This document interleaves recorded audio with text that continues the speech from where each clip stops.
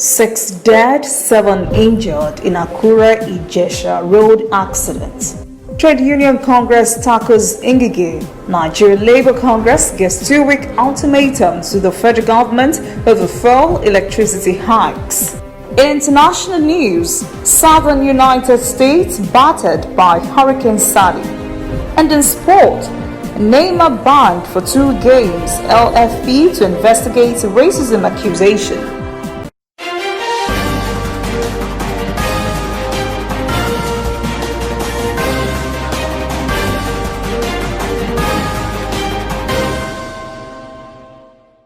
This is ANN News. I am Olajumoke Olatunji. 6 persons have been confirmed dead, 7 others injured in a road accident along Akure-Ijesha Road in Ondo State.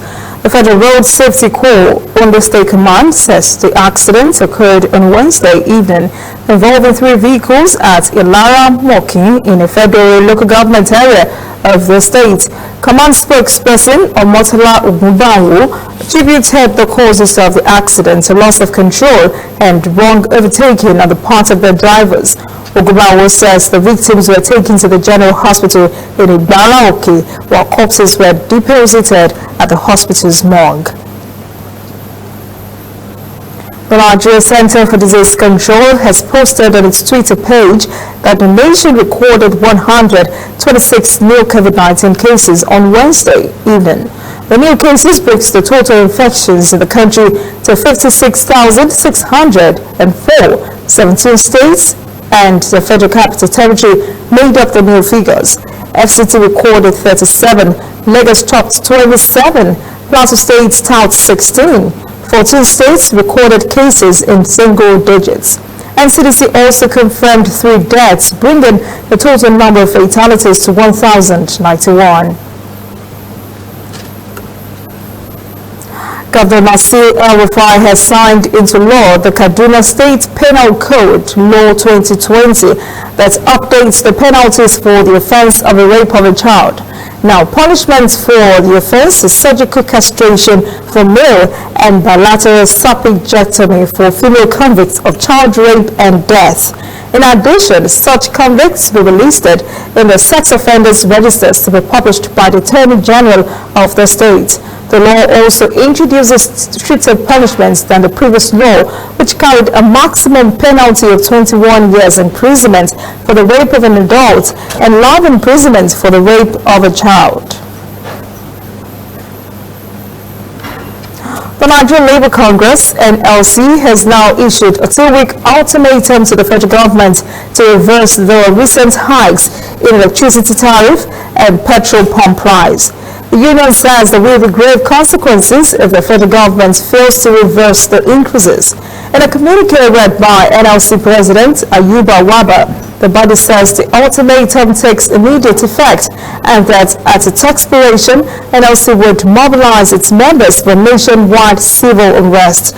2 weeks ago, the federal government increased the pearl price of petrol by 9 naira, prompting marketers to increase their pump prices. Over the decades, the UN has helped to end numerous conflicts among nations around the world, often through actions of the Security Council. But Africans are now calling for more hasty interventions to bring lasting peace and unity to the continent. Correspondent Deji Badmos has the details. Perhaps nowhere on the continent is as challenged in terms of security as West Africa. From Nigeria to Chad, Mali to Burkina Faso, the region is struggling to contain a jihadist insurgency that over the past decade has displaced millions of people and triggered one of the biggest humanitarian crises in the world, which the UN is struggling to address. And this is despite the presence of over 10,000 UN troops in Mali alone. Experts say the UN needs to re-strategize and deepen its intervention efforts to bring lasting peace to the region. It is really the question of calibrating the intervention to make it inclusive, to make it more effective, and then bringing some innovative ideas and creativity to make sure that wherever they go, they will be able to make an impact, make a difference. by bringing about stability and peace. The UN is currently running at least 7 peacekeeping operations across Africa and several humanitarian missions under the UN Refugee Agency. I think Mali should be you seize the attention, and then how do they also support other stakeholders in West Africa to make sure that there is peace. There are election issues. The UN has a Department of Political Affairs and Peace and Security. They'll have to look at it. There are elections coming up in about 5 countries: in Ghana, Cote d'Ivoire, in Guinea, Burkina Faso, and in Niger. So there has to be, even though UN does not provide election observers, but there are other areas that they can assist. The UN has a significant presence on the continent, and there's still more that can be done. But funding has been a big challenge in executing projects in Africa.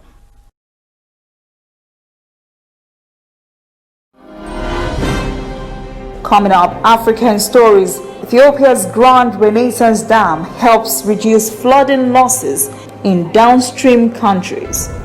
And later, international news. Hurricane Sally makes landfall in southern United States, batters Alabama, Florida coast.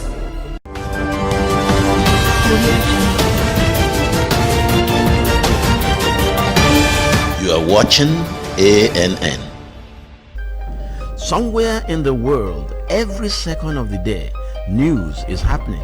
And of course, Nigeria is bustling with news day and night. That is why ANN doesn't sleep. Our eyes are peeled, wide open, so no story escapes our radar. We stay abreast of world events and happenings at home. We keep you up to the minute in the world of sports. We give you information to stay on top of your investments and all the hard facts you need to navigate your day. If you miss us on air, you can keep up to date on our website and on our social media platforms, Twitter, Instagram, and Facebook at ANN Africa TV. We are ANN, Africa News Network. We do news right in a truly African spirit. Welcome back. This is ANN News. Ethiopia's Grand Renaissance Dam, which has been the cause of some acrimonious debates and disagreements among Egypt, Ethiopia, and the Sudan, is currently said to be helping some downstream countries like the Sudan reduce flooding losses. Correspondent Gideon Chala reports from Addis Ababa. This year, the rains in the Nile Basin seem to be unprecedented. Experts say the Ethiopian highlands haven't seen such rain in about a century. The rains we have seen in Ethiopia this year were last seen perhaps 100 years ago. This is called 100 years return period in scientific terms. The rains have also affected Sudan and Egypt, 2 other countries which the Nile River runs through. In Sudan, flooding has killed over 100 people and damaged tens of thousands of houses. Ethiopia says the Grand Renaissance Dam reservoir has helped Sudan avoid further catastrophe. The existence of the Grand Renaissance Dam without a doubt has helped Sudan. Imagine if another 5 billion cubic meters of water was added to the floods in Sudan. One can only imagine the kind of disaster that would have been if that much water had not been held behind. The heavy rain has not spared other regions in Ethiopia. In the Afar and Oromia regions, more than 1.2 million people have been affected by serious flooding. The Ministry of Peace said help is being provided for the affected. We have to continue assisting flood-affected citizens in our country. The government is delivering all-round support for people evicted due to the heavy flooding. A lot of preventive works have also been done, which by and large has helped avoid death and more material destruction. But we can admit in some places the damage done was beyond our prediction. Countries through which the Nile River pass are advised to strengthen their flood prediction and prevention works in order to avoid any possible loss of lives or properties due to sudden flooding. Experts also say nations must work hand in hand in exchange of information and mitigation strategies. Libyan Prime Minister, who is also the current head of the internationally recognized government in Tripoli, Fayez al-Sarraj, says it will hand over power to the next executive authority by the end of October. He was appointed as Prime Minister and Chairman of Libya's Presidential Council under the last United Nations brokered agreement signed in December 2015. Sarraj has called on the Dialogue Committee to work quickly on forming a new executive authority in order to guarantee a peaceful transition of power. The Prime Minister has mandated members of the Dialogue Committee to finish their work by the set dates and select a new Presidential Council and Prime Minister. There is renewed drive by the international community for a new political and peaceful solution to the Libyan conflict, with talks taking place in several countries. The coronavirus pandemic has affected many school children in many African countries. It has taken away the only daily nutritious meals some of the children have in school as a result of school closures. But a Kenyan non-government organization, Food for Education, is filling the void. It feeds more than 10,000 children each day with nutritious meals. This is the lunch distribution point of Food for Education. The non-profit organization provides nutritious lunches to primary school students from low-income families. Wawira Njiru started the feeding initiative in 2012. But since the outbreak of the coronavirus pandemic, she has been even more determined to scale up the project and reach more hungry stomachs. It's really critical that children continue getting the right nutrition. Growing and eating doesn't stop because of a pandemic, and you can't social distance on an empty stomach. So we're ensuring that these children and their families are able to stay safe. We've been providing food packages and hot meals from our first initial kitchen. That has reached over 10,000 children and their families. Vincent Mkuviza is a Class 5 student in Kenya's Kiambu County. He is now one of 10,000 children who benefit from this initiative outside of school. When schools were open, things were very good. I feel bad because the schools are now closed. If the school reopens, I would work hard in studying. This food has helped me a lot because my mom doesn't have enough money to buy us food. So this food is very helpful to us. The organization offers the children wristbands called Tap to Eat. The wristbands are linked to a virtual wallet that parents top up using their smartphones. The children pay 92 cents for each meal, while 14 cents is subsidized by the organization. During this COVID-19 outbreak, this program has really helped me a lot to feed my children because I don't have money to buy them food. The school informed us that they will provide the lunch meal for children this time of corona. I have never heard them complain that the food is bad. They always tell me that the food is good.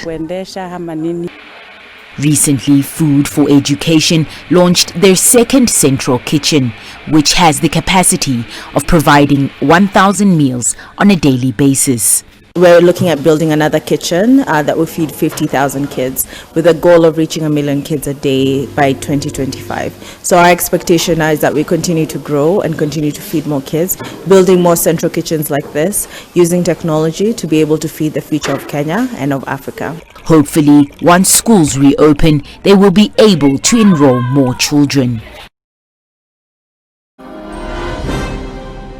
When we return, international news. Hurricane Sally makes landfall in southern United States, batters Alabama, Florida coast. And later, sport. Neymar banned for 2 games. LFP to investigate racism accusation.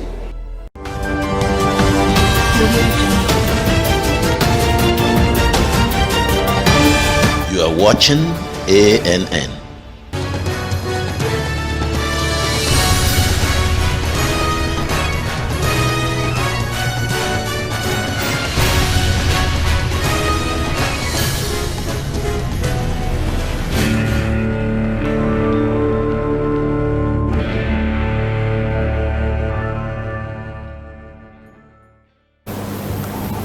Welcome back. This is CNN News. As wildfires continue to burn out America's west coast, the southern part of the country has been hit by inclement weather. Hurricane Sally made landfall on Wednesday and dumped heavy rainfall on the Alabama-Florida coast, causing heavy flooding and power cuts. The U.S. National Hurricane Center says this is a historic and catastrophic flooding to the Alabama-Florida coast.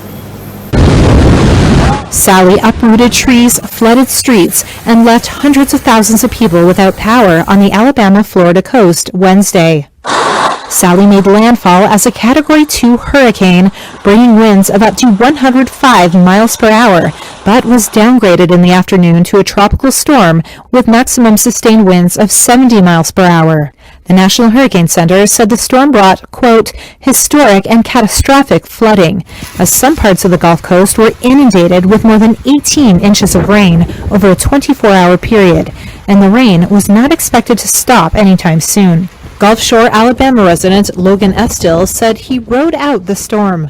We started hearing all of our windows start to pop, part of the roof started coming off, and siding was ripping. We just rode it out. About 5 o'clock, 6 o'clock, we fell asleep and woke up at 9, started walking out. Walking out to flooded streets, toppled signs, and a damaged gas station.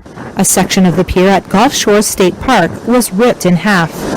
Winds brought down massive trees in downtown Mobile, and torrential rains pummeled a swath of the south coast from Louisiana to Florida. The coastal resort community of Pensacola, Florida, suffered up to 5 feet of flooding, and travel was cut by damaged roads and bridges. Likewise, streets in Florida's Panama City were drowned out. Governor Ron DeSantis on Wednesday said residents were not yet in the clear. The amount of rain that's being dumped to our north is going to impact places in the northwest Florida. So you're going to have these rivers that are going to crest. Maybe it'll happen tomorrow, maybe Friday. Maybe even see some of them will happen this weekend. The storm was moving at a slow 5 miles per hour pace toward the Alabama-Florida border, but was predicted to pick up speed. It's been 3 days now since the U.S. ban on technology supplies to Chinese technology giant Huawei took effect. It has effectively been cut off from all suppliers whose products contain U.S. technology. These suppliers have halted orders to Huawei unless a license is first obtained from the U.S. Commerce Department. Correspondent Owen Flehall has the story. The net is tightening even further around Huawei and now its suppliers. New US government sanctions aimed at starving the Chinese telecommunications giant of crucial components have taken effect. And it's not just Huawei being banned from using US semiconductors, chips, software and other technologies, but its suppliers too, unless they obtain a special license. Huawei has become a byword for the trade and technology battle waged by the Trump administration against China. Washington claims, without offering evidence, that the company's equipment could be used for spying. And these latest restrictions have been applied to stop Huawei getting around existing sanctions by sourcing its components from third parties. Huawei has constantly denied Washington's claims, and if this latest ban drives Huawei out of the US completely, industry experts say computer chip and semiconductor manufacturers around the world also stand to lose billions of dollars. After 6 months of strict lockdown orders in Venezuela, many street vendors say quarantine is a luxury they simply cannot afford. To survive the COVID-19 pandemic economically, many of them move from place to place and take the risk to go to work every day. Correspondent Mary Trini Mena is in Caracas. 7 years ago, Joana Madrid started working as a street vendor in Venezuela's capital. She is a single mother with 3 children, and in March, when quarantine orders went into effect, she stopped working. But 5 months later, despite her fear of contracting COVID-19, she went back to work, selling makeup and headphones on the streets of Caracas. I have to go out. There are only 2 choices. Either you die of hunger or from COVID. It's one or the other. Carmen Rodriguez also works at Sabana Grande Boulevard, offering T-shirts and sunglasses to customers passing by. She says she's worried about the virus, but she says working is a matter of survival. We can't be worried all the time. We have to live our life. Because all the time at home, what do you do if you have children to feed? Street vendors in Caracas sell everything from jeans to batteries, pots and pans, and food.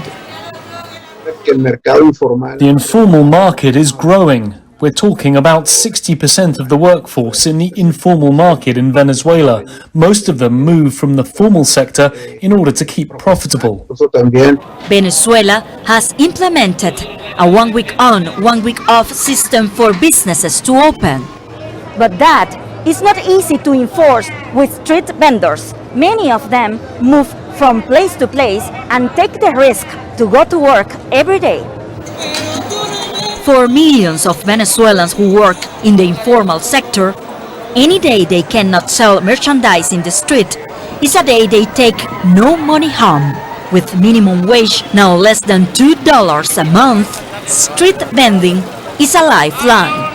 Carlos Rodriguez is selling a cold rice drink called chicha. He closed up shop for 5 months, but he says he had to come back to the streets to make money to feed his wife and 3 children. I spent all my savings trying to stay at home to be healthy, but now the money that I had ran out and I have to go out and work no matter what.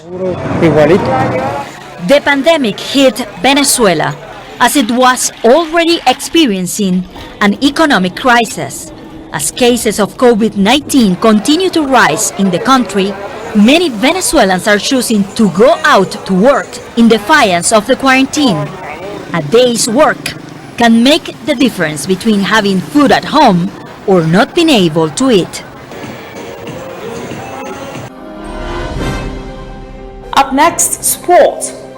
Neymar banned for 2 games, LFP to investigate racism accusation. Please stay with us.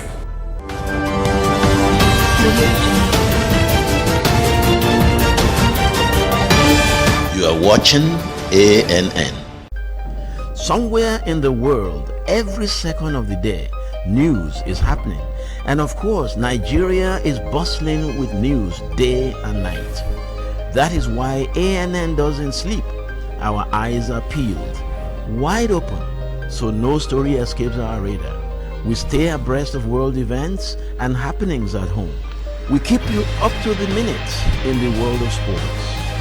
We give you information to stay on top of your investments and all the hard facts you need to navigate your day. If you miss us on air, you can keep up to date on our website and on our social media platforms, Twitter, Instagram, and Facebook at ANN Africa TV. We are ANN, Africa News Network. We do news right in a truly African spirit. Welcome back. This is ANN News. In sport, Paris Saint-Germain superstar Neymar has been handed a 2-match ban following his dismissal against Olympique Marseille last weekend. Neymar was expelled from the match for slapping the defender on the back of the head. Neymar then accused his opponent of directing racial slurs at him during their exchange, taking to social media to call for action to be taken against the Spanish defender. Ligue de Football Professional Disciplinary Committee has promised to investigate the racial slurs while Neymar serves his match ban. Thiago Alcantara has agreed to sign for Liverpool a $30 million. That is ANN News this evening. Thank you for joining us. For details on these and other breaking stories, visit our website, annafrica.news. Conversation continues on our social media platforms, Twitter, Instagram, and Facebook at ANN Africa TV. I am Olajumoke Olatunji. Have a pleasant evening.